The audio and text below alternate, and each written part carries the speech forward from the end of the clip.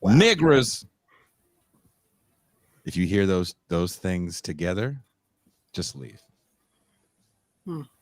Don't make a speech. Don't make a speech. Just leave. You are outnumbered if they felt comfortable enough to say dadgum and then chase it with niggers. Got it. You might have a fighting chance if they said colored folks. Oh man. But if a dadgum is followed by niggers, that's trouble.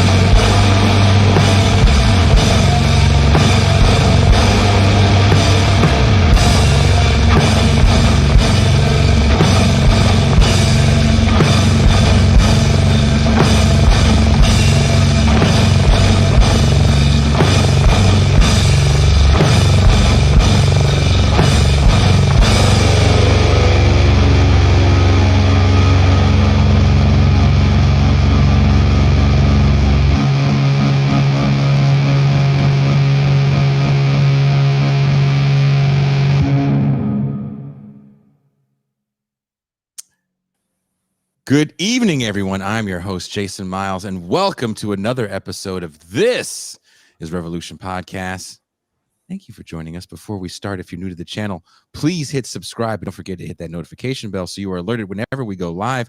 We're constantly adding cross streams with other channels and adding new shows and even revamping old ones. Speaking of new shows, my appearance on Sublation Media's Fatal Dates is up.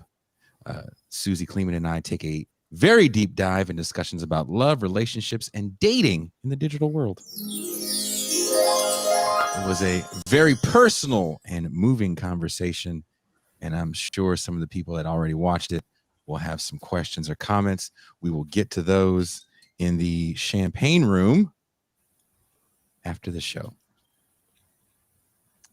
MT, you know what time it is.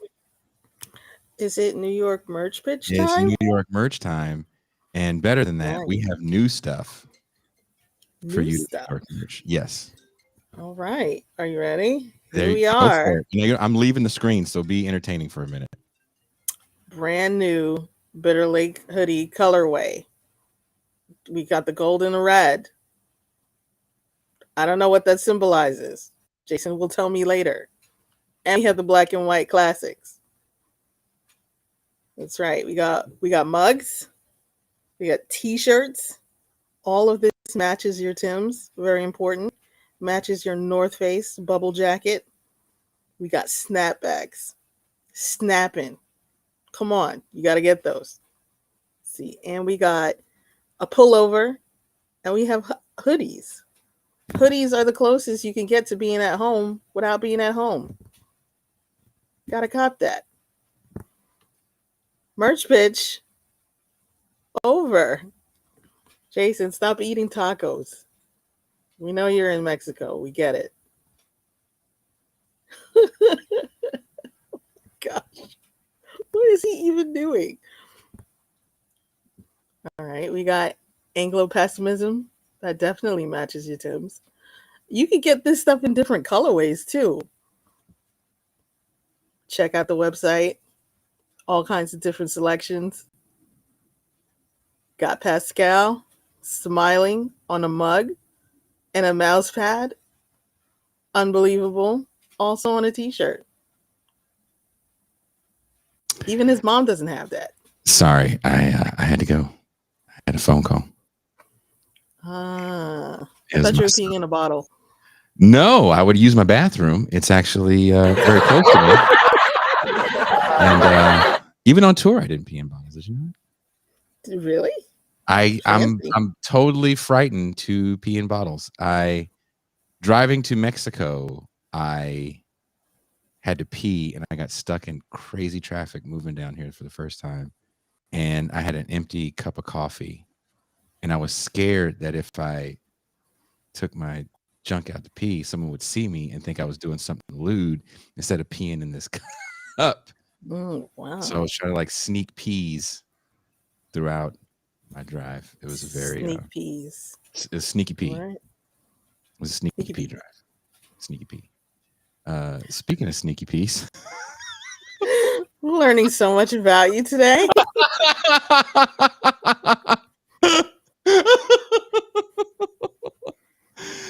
Thank you to all the patrons and YouTube and Twitch subscribers. We really appreciate you guys. You guys are the oh so important cogs of the TIR machine.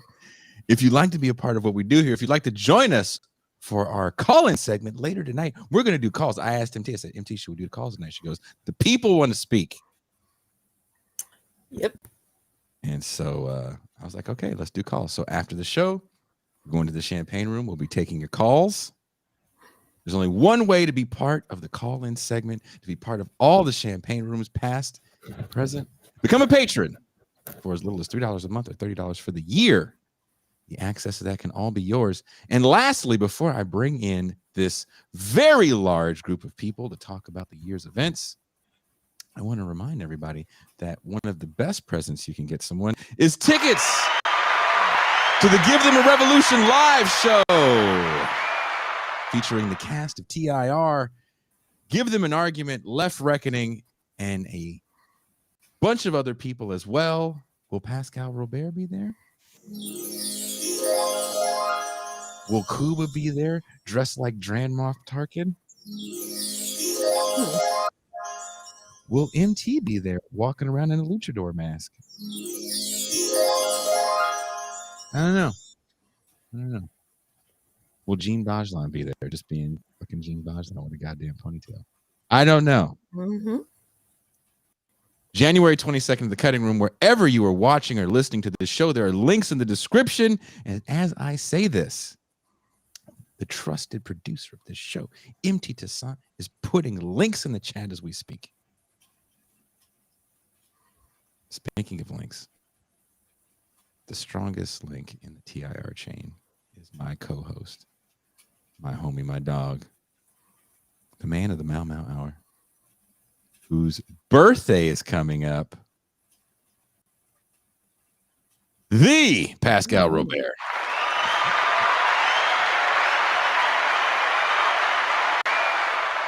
Peace and greetings to the chat. Peace and greetings to the audience. Peace and greetings, Jason Miles.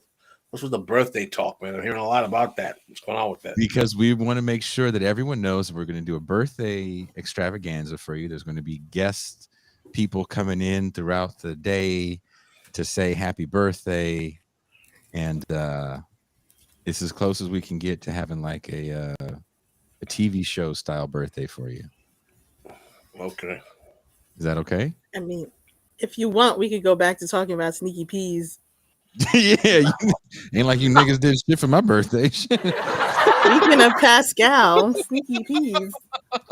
Yeah, sneaky pea. And let's bring in the man that never pees. He's everyone's favorite middle manager on the Death Star, and just Ewoks are still frightened of this guy. Is he going to be in New York? Deep State Cuba. Hello, everyone. The key is in every village you go to, you let one Ewok go. That way, he tells the others. Let my Ewoks go. Mm.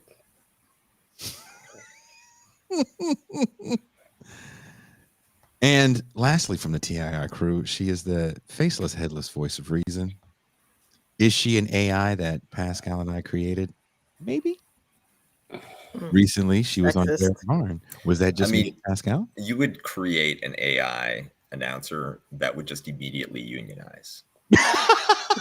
that seems like a very Jason Pascal product of TIR type situation. Steve says he'll pay $500 to have Umar Johnson come to the New York show.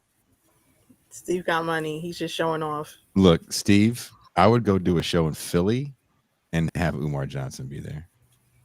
I would love. You don't understand Philly. the joke. Yeah, fuck him. What's he gonna do? Outbeard me? What's he gonna do? Why'd you guys Coming for you, nigga.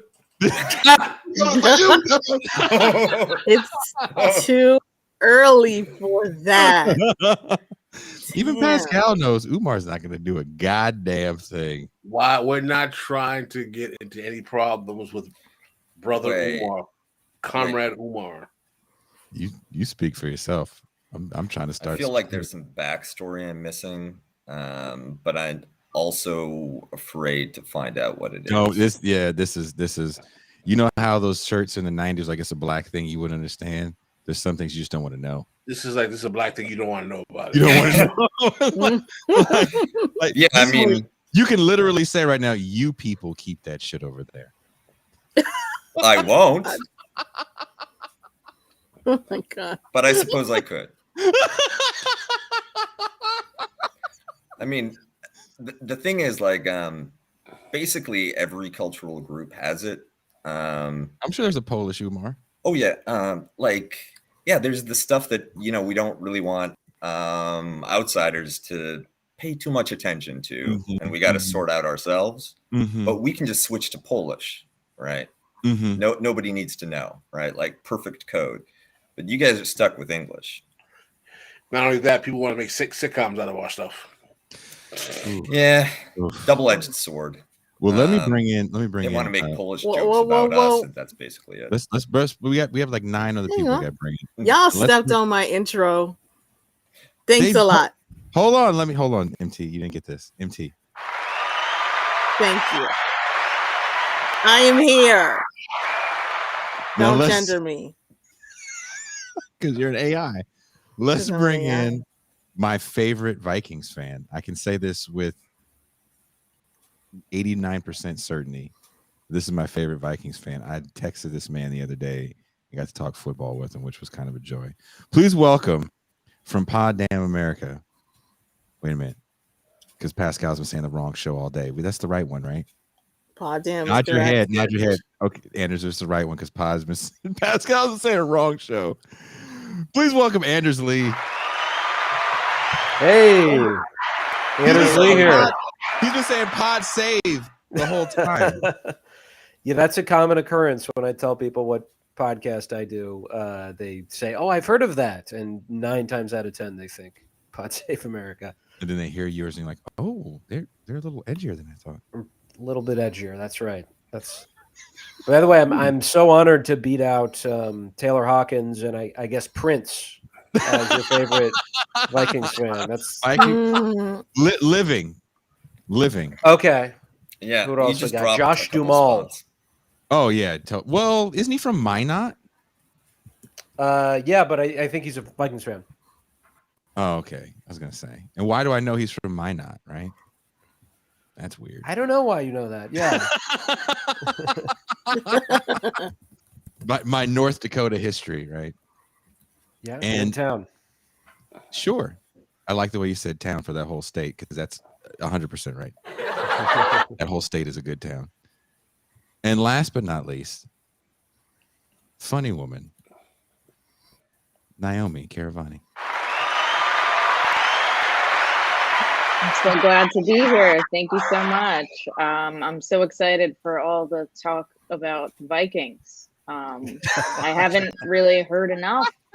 I hope we get into some deep analysis. We can talk about the individual players and Kirk Cousins. How do you feel about Kirk Cousins? Oh shit! You over here trying to start. When we run out of that material, we can just pivot to the Northman movie. And, yeah, that's like the entire. That I could talk about. That I could talk room. No lie, my dad, the original Vikings fan, I have a joke about. He is literally the Vikings logo. He predates the team. He remembers when they started and was a fan since day one. He was offended by the Northman because he thought there was not enough nuance into the way our people were portrayed. Is he from northern Minnesota? He's from like western Minnesota. Yeah.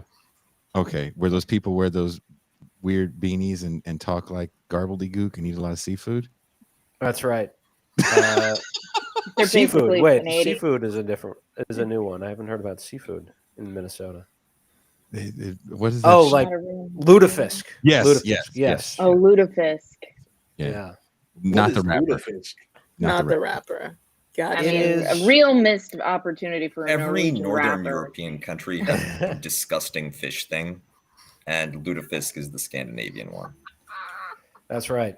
Is it is the like worst pickled of fermented herring. fish? Yeah, it smells really bad. Naomi as sounds well- like she has such fond memories of eating this stuff. I actually haven't tried it. I'm up to it. Don't. I mean, it can't be I that like different from fish and gefilte stuff. fish, right? Oh no, gefilte Also- fish. It's like it's like a matzo ball in disguise. It's not anything. Wow. It's not anything offensive. I've Three actually matzo tried balls it. in a trench coat. Yeah, Icelanders, exactly.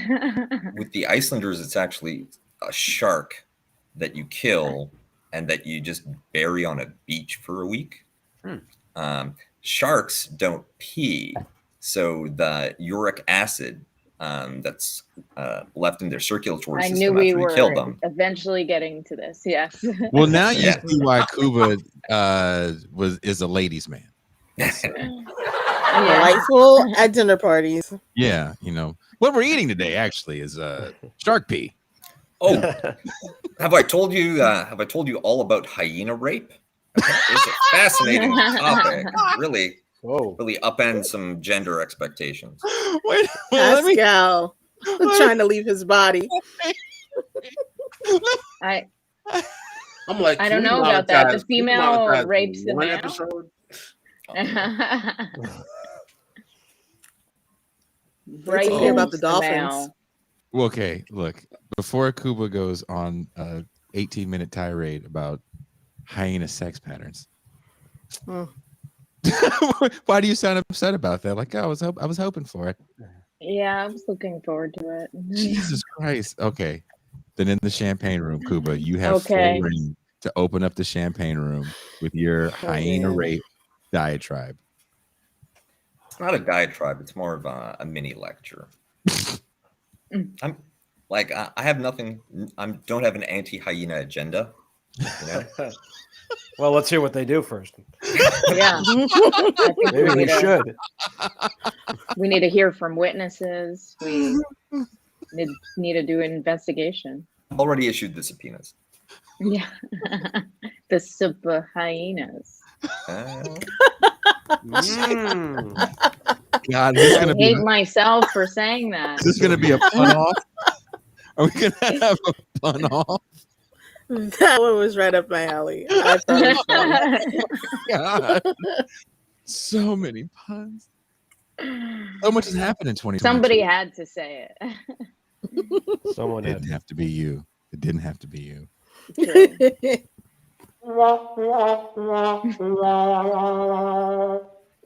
We've got straight up morning zoo crew sound effects here. Oh, okay. I'll But hold with- in the puns. But Do with you have curse the, words. like the boing sound? Just this. We coming for you, nigga. Just this. Oh. That's as close as we get. So early. Hard pivot to Ukraine. Oh. Well, Can we learn about the hyena?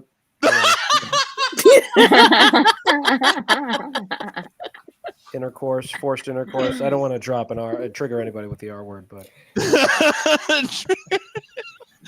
Don't, Kuba, we got to keep it behind a paywall, man. Yeah, Okay. Don't give it away for free. We can't give away hyena Good rape point. for free. Anders is over here giving all the game out for free. Yeah. that's Anders, me. can't go around putting your dick on the dinner table all the I time. mean, when you have this much game, it's hard not to. Exactly. Oh boy. As I was, I don't even want to read it anymore. Pascal, Brittany Griner. Yeah. Let's start with that. I worked all along. I've fucking been sitting here with Ben and working on this whole thing to be all smart and cute. Fuck that. You guys just shot me right in the testicles with that one. So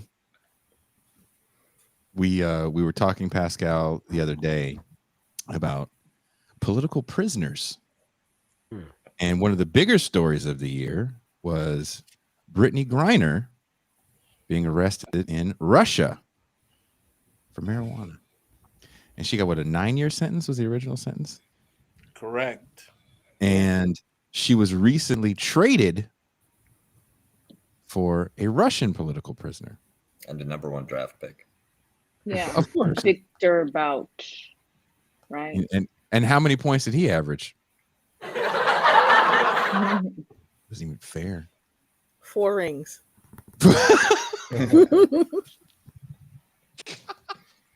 I'm about to just leave. You guys are too much.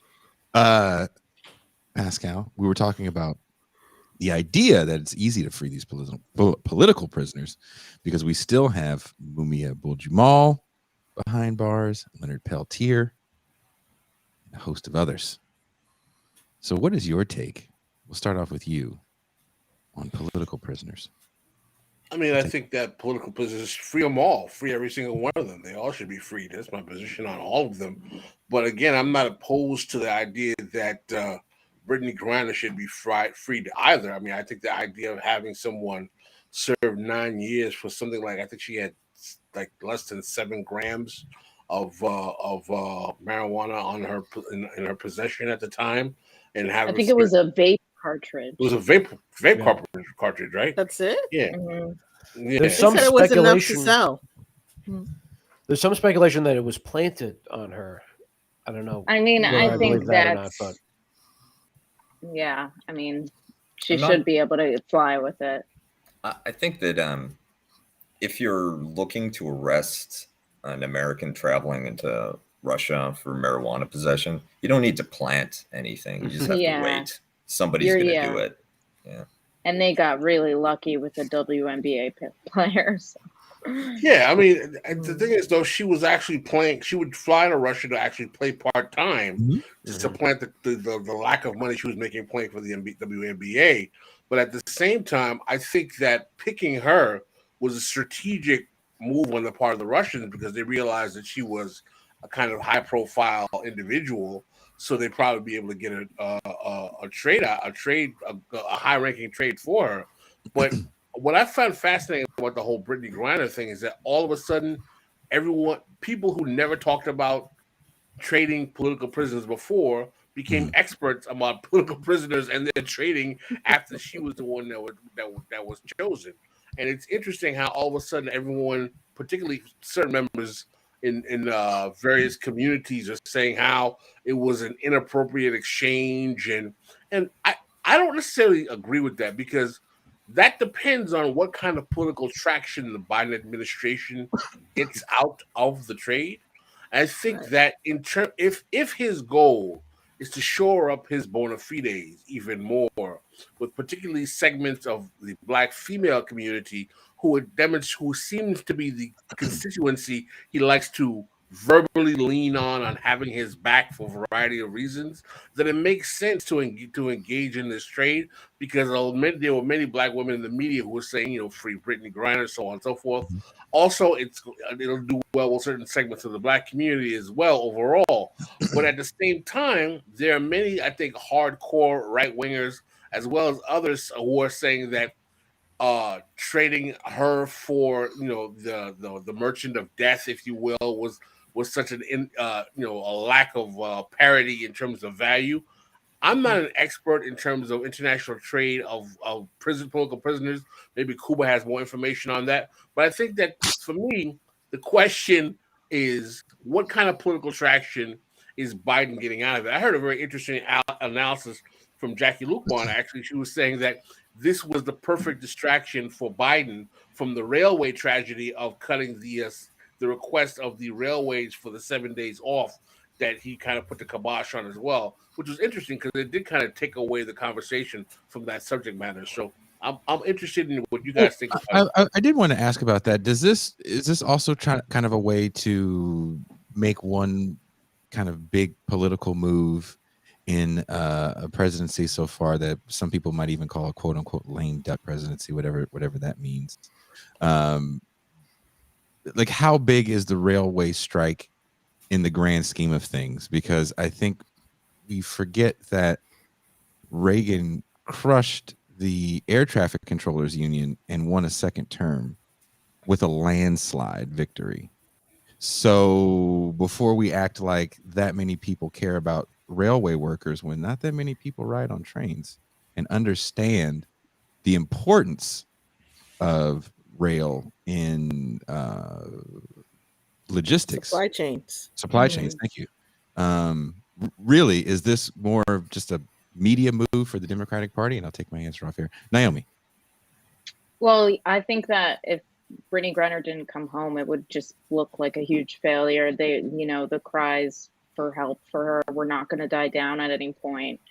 And I mean, when it comes to parity in prisoner swaps, if you look at like Israeli-Palestinian examples, like Palestinians or Hamas will take like 1 or 2 Israeli soldiers and get like 50 prisoners in return. So I really think nobody's thinking about parity when it comes to prisoner swaps. They're just seeing how hard that they can negotiate with different, depending on the prisoner they have, Can I say also, she is apparently a 2-time Olympic gold medal winner. We don't really think about that in the U.S. That might have a lot more cachet elsewhere. Oh yeah. So it might be a lot more important in other circles. She did represent the country. Yeah. I don't think at any point, like, if Brittany Griner was still in Russia, it would just be a bigger and bigger campaign. Like, it was just never going to go away. Mm-hmm. And I think Biden had to do something. Like, I think his hand was forced in a way. Mm-hmm. Yeah. What strikes me is that, because I remember before, I think this began over the summer, right, that she got detained. The offer was on the table. The offer never really changed, as far as I'm aware. Victor Boot for Griner. That's what Russia wanted. And that's what they got. They just kind of waited them out. And I think, had a lot to do with the midterms, probably. Biden wanted to make sure to wait till that was over to give them what they were already asking for, because that obviously would have looked bad to, be trying to make Ukraine, Russia a campaign issue.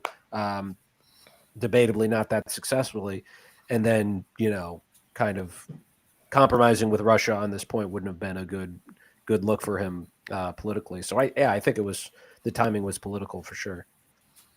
One thing that I've heard in more right-wing circles is that Whelan was never on the table. The Russians were not interested in surrendering him. That's the Marine? Yes. The Marine who was Paul Whelan, the Marine spy. Suspected of spying, or you're pretty sure he was a spy? Oh yeah, he was definitely a spy. Not a very good one. You would know. But yeah. But they don't make them like they used to. But no James Bond. Call that spying? Yeah, like not even a Jim Bond. Yeah. But the Russian press is already turning this into they had planned for this exchange, and they also planned on how to take advantage of it from a propaganda perspective. So the line about the prisoner exchange was that the Americans had a choice, and they chose the Black lesbian woman drug addict, is how they frame it, over the white male Christian patriot. And not only is it circulating in Russia, where this really helps kind of shore up that conservative nationalist bona fides for Putin, but it's already made it to the American right. Yes, that's true. Clips from Russian media are going around, Paul Whelan had 3 problems. He was male, he was white, and he was straight. And Cool, you just hit a very interesting point. I want to follow through on. Jason Whitlock, I don't know if you guys know who he is. He's an African American conservative sports pundit and radio personality, rather noxious individual.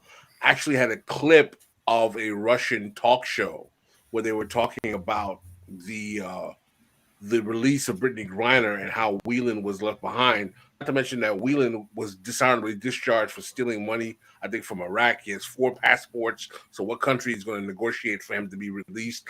And they were making it seem like, yes, America is a weak country. Look at the kind of people that they want to release. Lesbian black woman, tall, with tattoos. And, it was kind of like this very, very kind of just very, very, very patronizing, demeaning depiction, and they were playing up on a lot of the culture war politics that have really arisen not only so much in the United States but in Eastern Europe and in Europe overall around issues of sexual orientation, race, so on and so forth. So that it's a very interesting way in which they meshed all that discourse into that kind of reactionary politics at this particular moment where that politics is becoming ascendant in certain parts of Europe. Yeah, in fact, there was an interview with Victor Bout right after he got out of prison. That clip was circulating, and as if he had experience in America, he was saying like, yeah, they're teaching children that they can have 2 moms or 2 dads. And it's like, you were in prison this whole time, you didn't see anything. But that clip was Christian values. I was like, when are you going to Orthodox Church, Victor? Maybe he was in one of those prisons where your cellmate is Dinesh D'Souza or something. Mm-hmm. Yeah. Well, I saw in Utah, was it a Jazz game? She got booed. Like they mentioned Brittany Griner, and really? I think it was half booed, half booze, half. Was it cheers. A bunch of Russians there or something? Yeah. Or I think just like. She's or is Utah now... that racist? I mean, let's be honest. The only I think there were the Jazz. Yeah, I think that's it. Honestly, like you said, the optics have already the talking points have already trickled over to America's right wing. That's interesting. Speaking of America's right wing, let's talk about this war in Ukraine. I haven't heard anything about it. I know it's been all quiet. It doesn't touch my life at all. It's been very quiet in the news and pundit sphere. Yeah. But it has quieted down a bit. And I'm very curious because we're both I'm hesitant to say personally impacted because there's so many people with more serious we problems. were refugees. Yeah. What do we have to look? Kuba, what do we have? Had to leave DC, go back to New York. Right. Flee back to the homeland. Well, Kuba, what do we have to look forward to with the Russia and Ukraine? Will China get involved? Will the U.S. try to broker peace? And also, what about Somalia? Is Africa forever the redheaded stepchild of Western and Far East powers? Well, Russia announced a partial mobilization after the Kharkiv offensive, on top of its annual intake of conscripts. So for months, they've been building up significant manpower reserve, as well as restoring frontline units to operational maximums. And there's too much at stake for this to be it, right? This to be the outcome of the fighting, and the cocky Ukrainians doing an end zone dance for the next 20 years. If it were absolutely necessary, if they were out of manpower, then Russia might accept that outcome. But they have another shot. There will be at least one more Russian offensive to try to take back the territory that they gave up and apply enough pressure to impose a more favorable peace.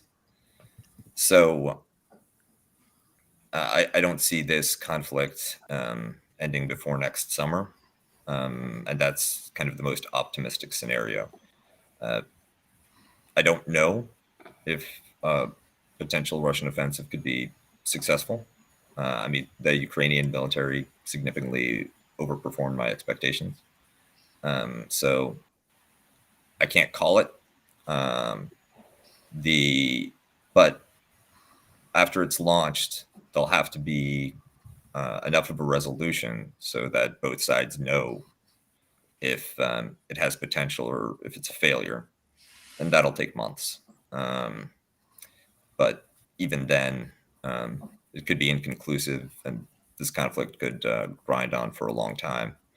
The world economy is already adjusting essential commodities that Ukraine produces, like wheat for the Middle East.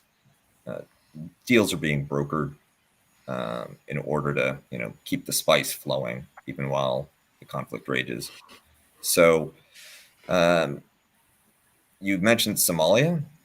I did mention Pascal and I did a show about what I'm Somalia. saying is that, like, Somalia once upon a time was front page news. People got tired, people got bored, got far away. The U.S. got less involved, withdrew. There's no guarantee that Ukraine ends up the same way. That maybe the conflict simmers down. As it was, basically the status quo since 2014. It's not really peace with Russia and the Donbass, but it's not war. It might settle back into that kind of pattern too. Does it become one of those things, kind of like Somalia? I mean, the U.S. still has some involvement in Somalia, and yes, it bombs Somalia, and special forces go in and out. Does it become one of those things where it becomes a career builder for certain military personnel, much like Afghanistan? Could the Ukraine be something somewhat similar, or is the involvement too proxy? No, there's definitely careers being made on this, because special forces, training, commands, the logistics, and intelligence, those branches, those specializations all have their own generals. And those guys have all their fingers in the Ukraine. It's just unit commanders that in the conventional forces and the Air Force, they're sort of hanging back. But yes, careers definitely will be made on this. Think about the figure that Volodymyr Zelensky has become. Practically a kind of King Arthur, out of being this kind of pathetic, hapless celebrity turned politician at the beginning of the war. And we'll see that, we'll see as they start retiring, a whole bunch of generals writing memoirs and claiming credit. Ooh, because their fingers are in it. Exactly. And, some of them will, like Wesley Clark, right? Or Colin Powell, some of them will turn political. Some of them will, all of the board seats on Raytheon, right? Like Lockheed Martin.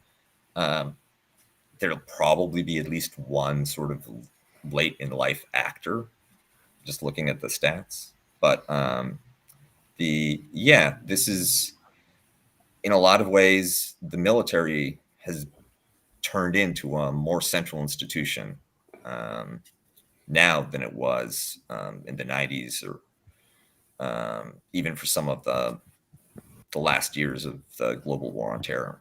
Jesus. It's interesting because I've been really having a hard time trying to tell who's winning, because here the line in mainstream media seems to be that, like, oh, Russia really underestimated the Ukrainians. It's not going well, getting ugly. But then I hear from other people on the left who are like, there's no way Ukraine is going to pull this out. And it kind of, that's been kind of the theme And throughout the both are whole true. conflict. Yeah, right. It seems like it's going to be a stalemate for the foreseeable future, which is what the U.S. wants.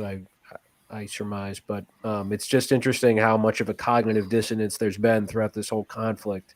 From the beginning, where a lot of the voices I listened to said that there's no way this is going to happen, and this is, in some ways, the first egg on the face of a lot of anti-imperialist critics, I think, since like the Gulf War, when everybody thought it was going to be this massive death count on both sides. Turns out it was just one side. But yeah, now I feel like we won't totally know everything until, years after it ends and the history books are written. But for the time being, it does seem like the Biden administration is getting what they want, which is a stalemate, right? A new Afghanistan. Pascal, is that what they want? That's the question I want to ask. Is that, do people believe that this is going to be turned into a political victory for Biden in terms of electorally in 2024, where it comes to the point where he can actually campaign as this being a success? Or is the economic fallout caused by the Ukraine war in terms of inflation and other things going to have such a bad taste in the mouth of American citizens that their resentment for this being a kind of, economic boondoggle will have political consequences in 2024? What say ye?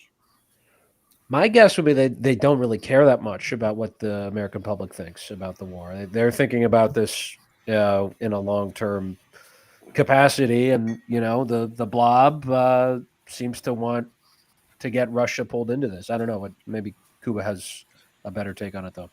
I think that, especially during Obama's administration, there was a disconnect on Russia policy between the president and the blob. I mean, that's how we have the term. That's what he called it when he was frustrated with the institutional willfulness, right, of everybody who carries out policy, that even when they get clear orders from the top, they don't like what it is, then they'll slow walk it and sabotage it. And like, consider the Iran nuclear deal or the end of the Cuban embargo. When Trump reversed them, there was no real impetus to go back to what was described as Obama's great diplomatic achievement. I think that the blob is very comfortable with this situation, but nervous about escalation, which they should be.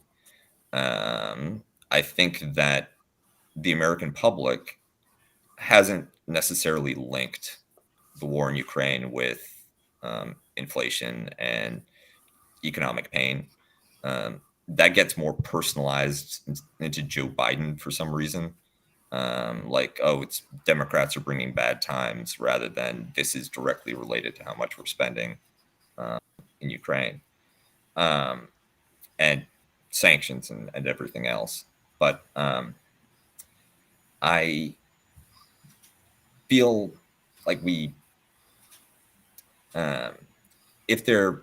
this isn't necessarily a win, partly because it elevates Russia. Before this war, the United States couldn't really score points beating Russia in an operation because they had convinced everybody that Russia was a second-rate power.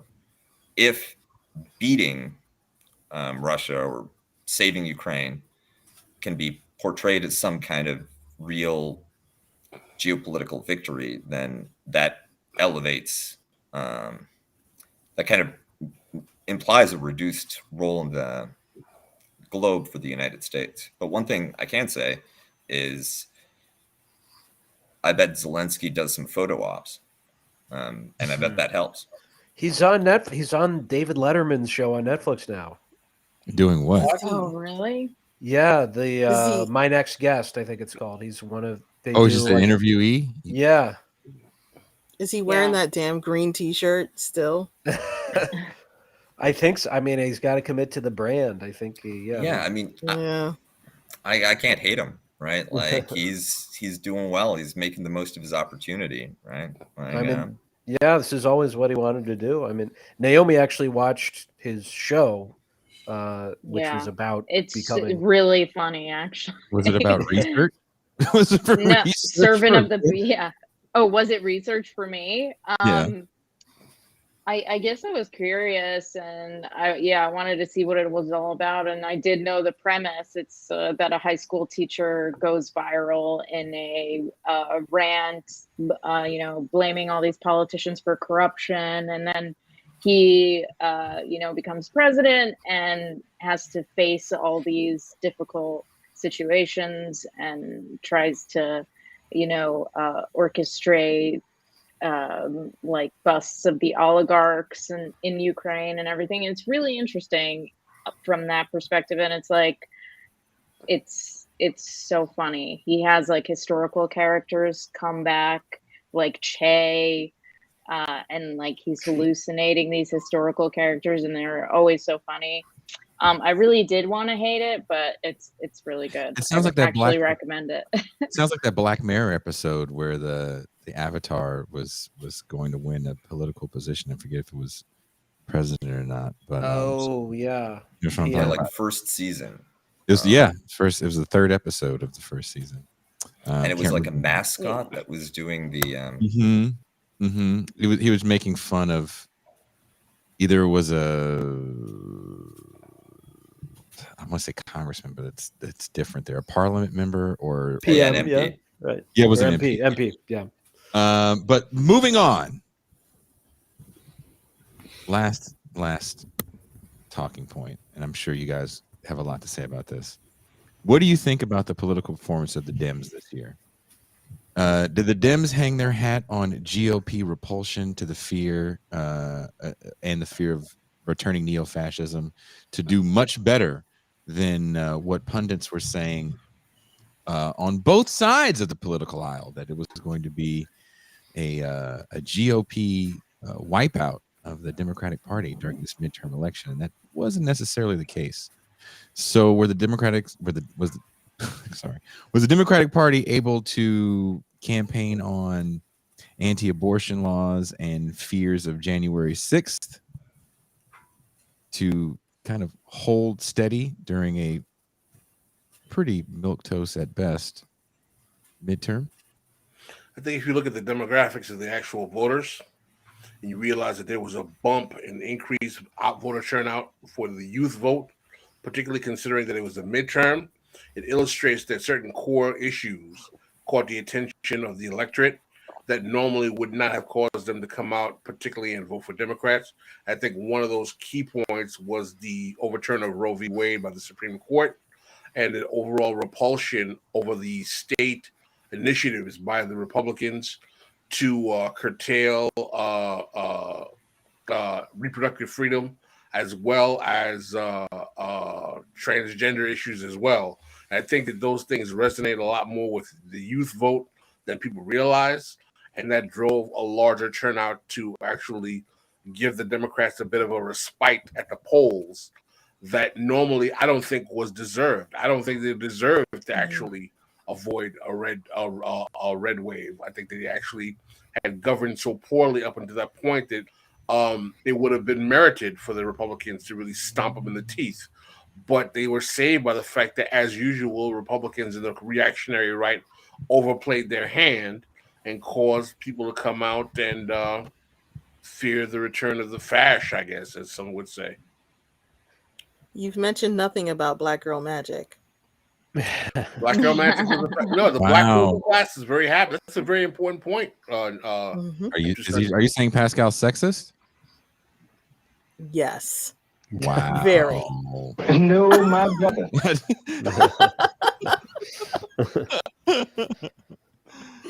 Go ahead, Pascal. So the Black I'm class sorry. was very happy because they did well. Listen, they got Warnock in Georgia. They got Hakeem Jeffries, who's now going to be the minority leader. He's our congressman. Yeah, he's worse than Nancy Pelosi. Congratulations. Yeah, thank I you. dislike him heavily. They got a governor in Maryland. What's his name? Wes Moore. So it's the role of the black political class in obfuscating race as a tool to actually do the work of corporate Democrats under the charade of racial kinship politics has somewhat expanded and given them a little bit more legitimacy. That's why I'm not surprised that Brittany Griner gets released right after the midterms, because it actually it's kind of like a tit for tat. It's like, Joe, we came out for you, particularly in Georgia. We came out for you in certain key states. Now you got to do one for us. So it's interesting for me to see how the black political class, who has always been on the right flank of the Democratic Party, working against progressives, has expanded its footprint within the coalition of the Democratic Party, and what that's actually going to mean in the long term as well. And Black Girl Magic is definitely an important part of that, because you have people like Stacey Abrams who are working out electoral strategy, and you also have this kind of narrative being pushed out that black women disproportionately vote for the Democratic Party at higher rates than anyone else. So that politics is very much in play as well. So M. Toussaint, you were correct to actually make me put that out there. I think we're going to see a lot of black female candidates coming from the right then. The Republicans are going to try to do the same thing. Candace Owens, somebody. Actually, it's a really good point that you make, because there was an article written by a political scientist named Joe Lones, who's arguing that the Republicans are using their own type of identity politics to counter the Democrats, to try to expand into diversity. They're having a lot more success with Latinos, but they're even doing it with black candidates as well. Yeah, they can find some lunatic to represent them. It doesn't. Yeah. Oh no, Stacey Dash. It's so sad. Oh no. R.I.P. Stacey Dash. Yeah. Wait, did she die? No. In my mind. Oh, yeah, I was like, oh no. R.I.P. as we knew her. Yeah. I mean, how did we know her? From Clueless? Clueless is a great movie. Yeah. Or from Richard Pryor's Moving? I mean, I remember Moving. Same character. That. Yeah, I was gonna say same character. Like, what movie do we remember her from? Or wasn't she in a Kanye video? Yes. Was she? I could see her It All being in Falls one. Down? It All Falls Down. Really? Yeah. She was in that? Yeah. Mhm. Yeah. She Yep. was the sophomore 3 years. Couldn't afford a car. Yeah, so she named her daughter Alexis. Damn, that album hit real close to home for you, huh, Anderson? Yeah, I could see her being in a modern Kanye video pretty soon. Oh yeah. With the way things are going. Yeah. I mean, it's Candace Owens.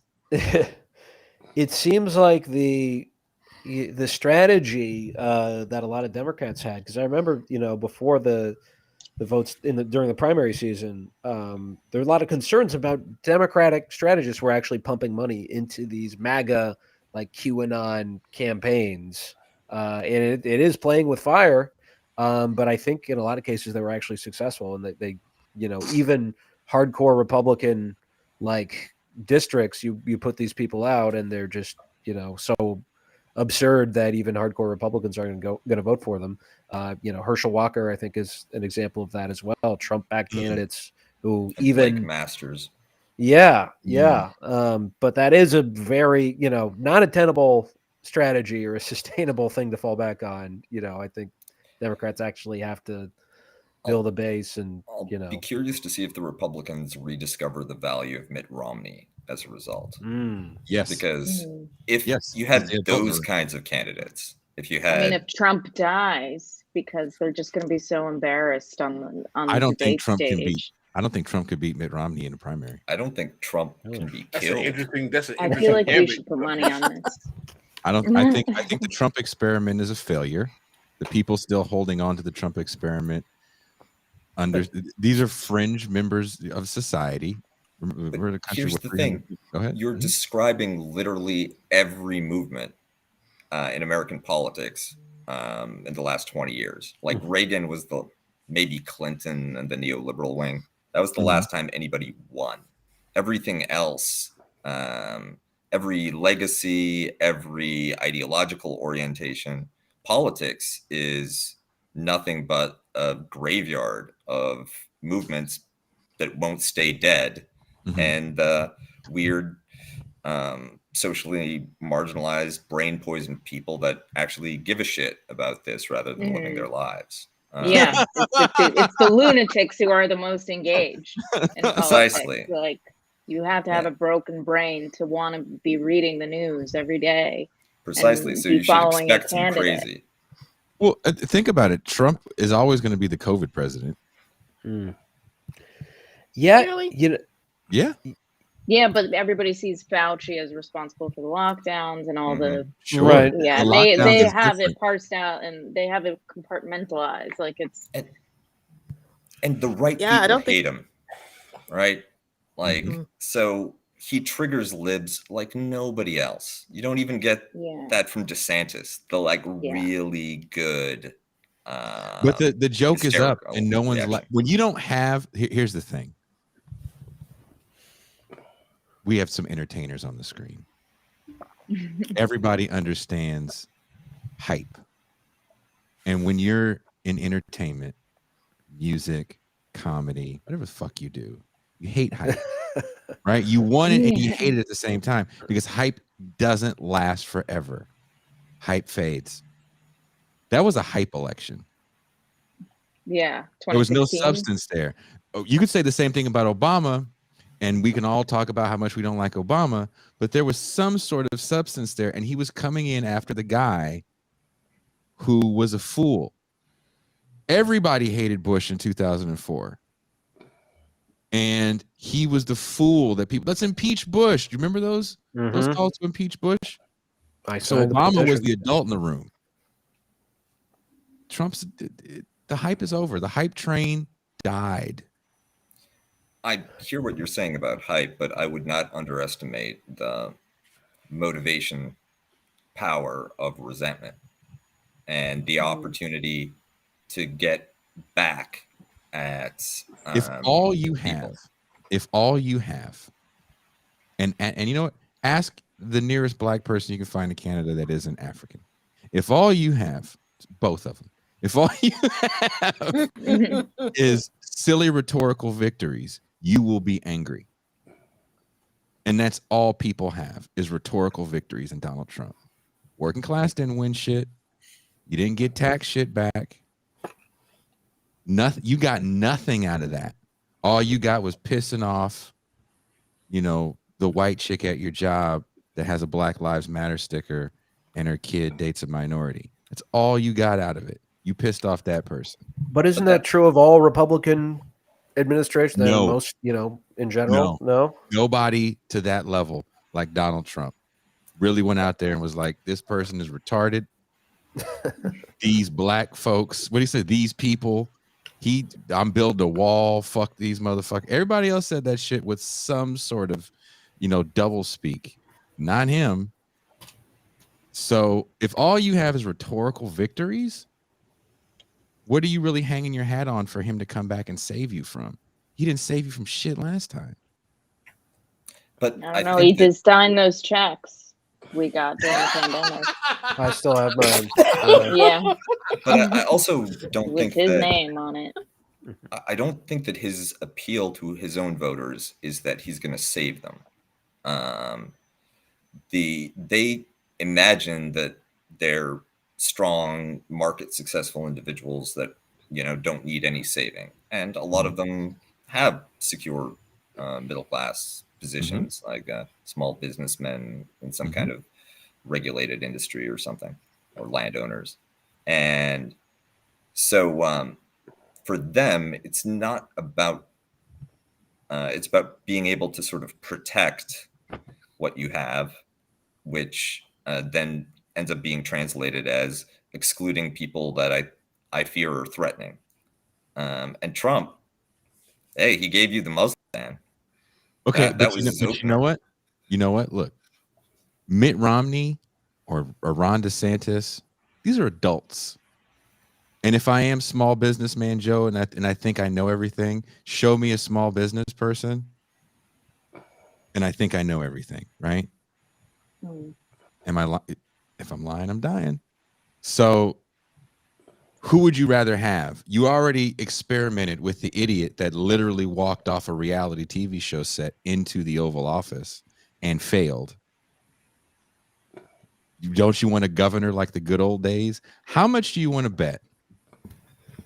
The February of next year, Fox News starts talking about the fact that no governors have been elected president in the last 12 years. And there's some strong candidates coming out of Florida. And let's look at all the wonderful things that have happened in Florida. That's going to change the discussion. Trump not being on Twitter changes the discussion. Already polling well. He's already polling well. DeSantis is already polling well right now. In the primaries or in the general election too?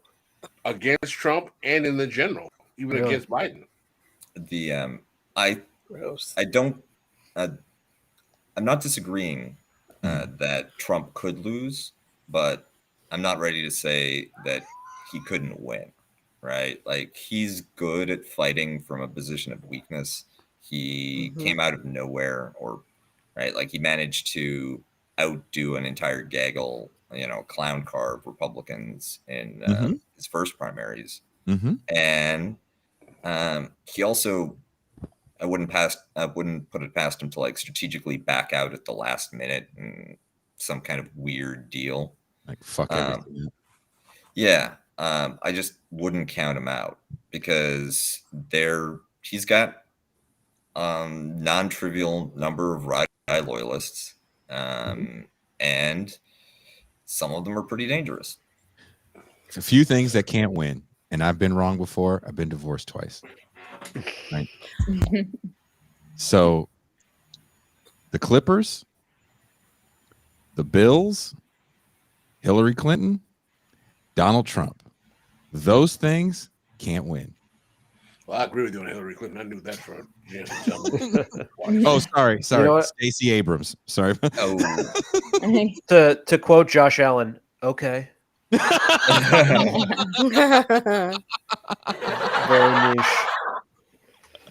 Very niche reference there. But I mean, I just think back to 2015, where you remember that panel Trump did with Frank Luntz, where he was asked about John McCain being critical of him, and he said he's not a war hero. Yeah. And that was the first point where I think, and I remember all the headlines after that was like, it's over, Trump is done.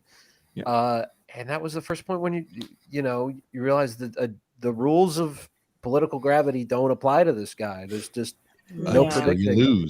Until you lose. And that's the other thing is, and I'm, I don't know if I can call it either way, because I think that the big takeaway, the big meta generational decade-long takeaway could simply be that Hillary Clinton ran a terrible campaign and was a terrible candidate. Maybe that's it. Maybe that's the only takeaway. But again, absolutely, there's a few things that can't win.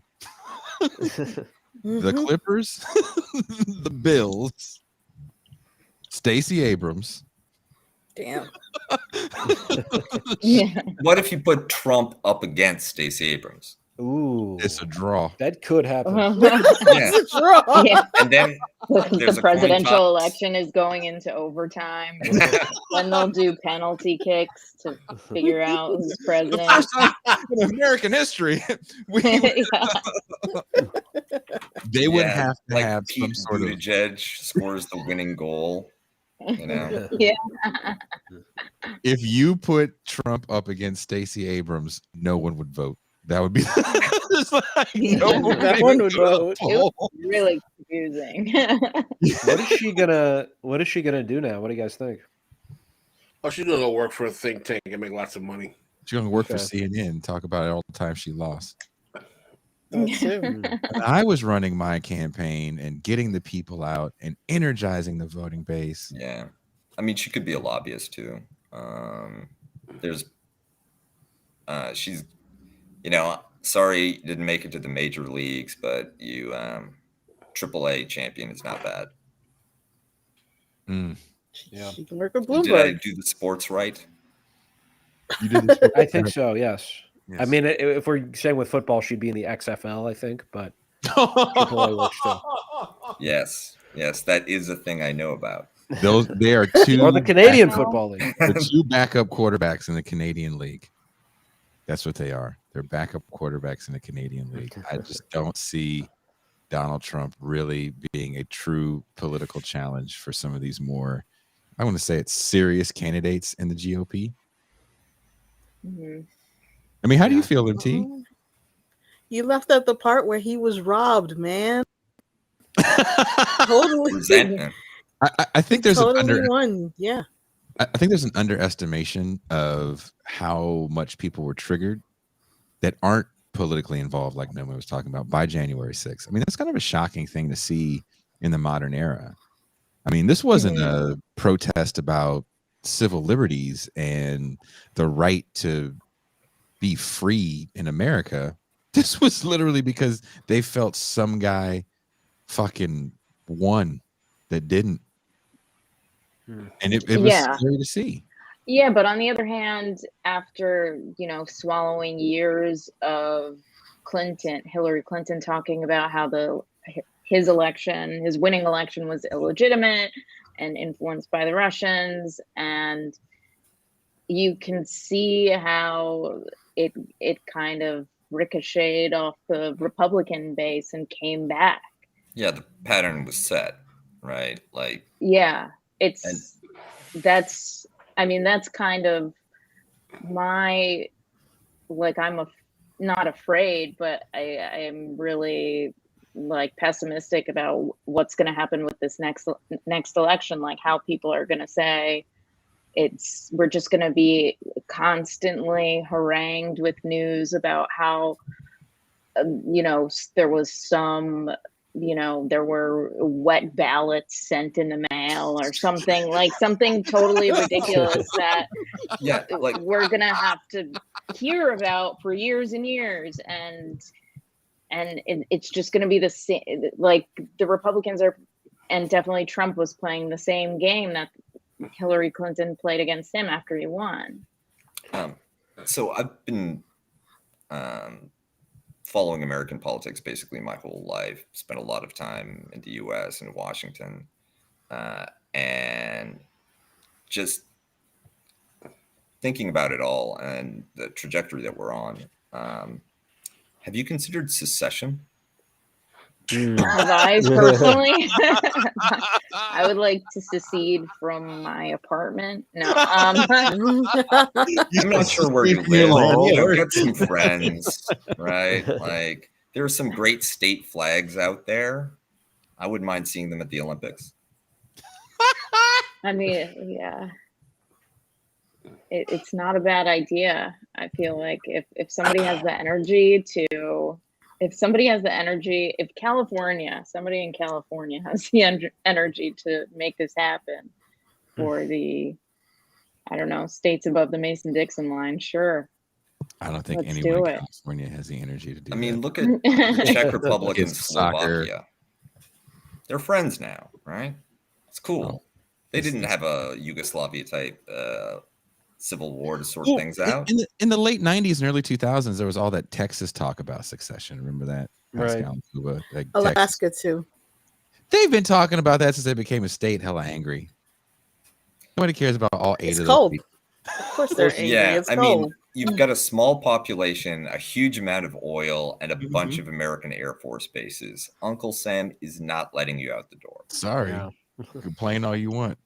Well, that's the thing is the system is designed so nothing can happen, including secession. Someone in the comments mentioned Staten Island, which actually voted to secede, as I'm sure Pascal remembers this from in '93. Staten Island voted to secede from New York City, and because of that, in large part, Rudy Giuliani was elected on those coattails. And that was put on the ballot by Mario Cuomo. Right. And then the state assembly just said, nah, and they just didn't let it happen. So I feel like it was the poison pill put on by Mario Cuomo to sabotage David Dinkins intentionally. Oh, I see. Interesting. Would you Wait, please how did that happen? when David Dinkins got elected in '89, Mario Cuomo, as governor of the state of New York, made sure that for the next election there would be a ballot initiative for Staten Island, which is the most reactionary borough of the 5 boroughs, to succeed from the city of New York. He did that because he knew that it would cost Dinkins votes, and it would open the door for Giuliani to win the mayoralty, even though they were both from 2 different parties. One was a Democrat, one was a Republican. Oh, It was I see. pure ethnic politics. Take that, Secession. Oh, I would love to see Staten Island go. No ferry. They're not. You don't like They're the not ferry? coming to my comedy shows. That's what it's really about. They can have the same deal as Cuba, right? That's also an island. Yeah. Naomi, where are you going to be comedy-wise as we wrap up this main show? I've been watching you on Instagram. You have your little. Oh yeah, I'm posting a lot of free jokes on Instagram because unfortunately that is yeah, that is a lot of what comedy has become. A lot of people are just posting all of their material and seeing what kind of following they can get. But I will be in the flesh tomorrow at 7 p.m. at the Comedy Cellar.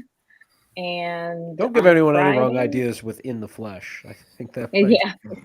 She's going to be a Zoom. Will I clothes on? Oh, you mean nude? I knew. I thought she meant via Zoom. I was like, nobody thinks that. She's going to be nude.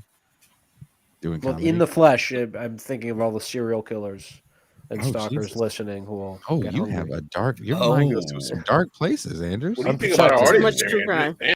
Oh my god! I just think of her fans. She. All right, that's enough. Wow. So tell me what you really think of her fans, right? Let's not do this. I'm just saying that if you say the word flesh, you might trigger all of those serial killers and perverts. Yeah. You know, her fans. Too much true crime. Too much true crime, man. No, man. And I have a great joke about true crime. I saw the true crime joke. And I was so mad because I was like, this motherfucker's over here talking about me. And then when I saw your ass is supposed to be on the show, I was like, this son of a bitch got over here talking shit about me in true crime.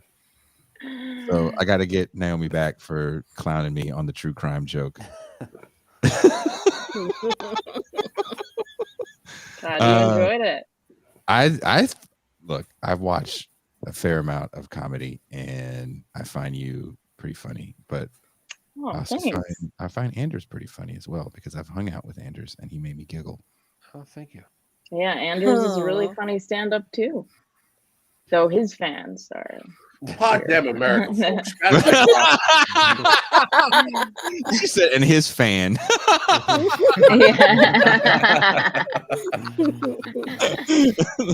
She speaks of herself. Yeah. It's Naomi and his mom. You're funny. Don't listen to the booze. You're funny. Oh, his mom hates his comedy. That is what makes me laugh. Yeah. Really? She wanted you to be a dancer? I know you talk about dancing. Oh, she just hates food subject matter. She considers crap a swear word. So wow. Yeah. You're like, and Anders has a joke about masturbating. Oh, she's from the adorable part of I can go to your house for the United Christmas. States. Not Jesus. She's just embarrassed. I just want to be at the house for dinner. She's a lapsed Catholic, so that. Okay. I just want to be there and start up fights for no reason at the dinner table. You can do that. I'm sure you could make that happen.